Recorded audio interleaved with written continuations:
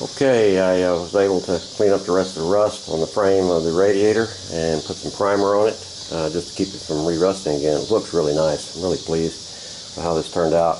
And also the cooling fins, I've got them all about straightened. Very few were bent, but I wanted to make sure I had them all straightened.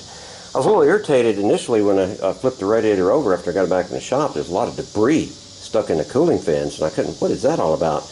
Then I realized the repair shop had taken air or water and was cleaning out the cooling fins, and that was the remainder of the years of debris, bugs, and trash and weeds that were clogged into the fins, and I didn't realize that. So I continued on, and you can see with backlight that we've got 100% clearance in the cooling fins, and I was pretty happy with that.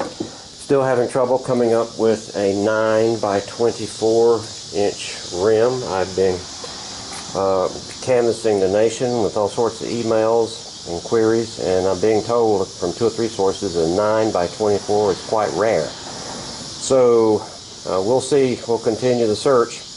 And I was taking also some time to work on the attachment. This attachment was badly rusted, and so we stuck it in the electrolysis tank, and it got cleaned up very nicely.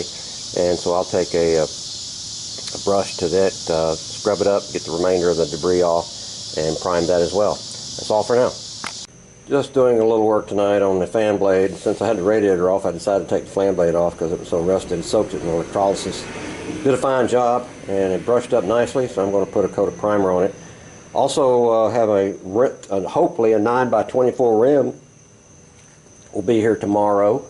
Ag Tractor Parts says they got one, and I hope it's the right one. Should be here when I get home from work. All for now. Alright, the fan blade cleaned up nicely, nice and smooth, shiny after I ground it down. Excuse me, brushed it off with a wire brush and put a little coat of primer on it to keep it from rusting.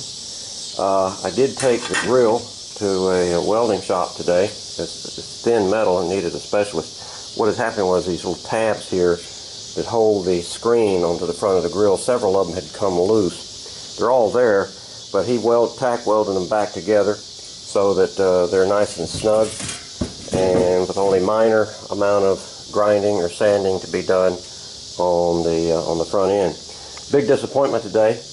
I came home on the front porch and found my rim that I had ordered that I thought was what I was looking for, but it is not. It is the right size, 9 by 24.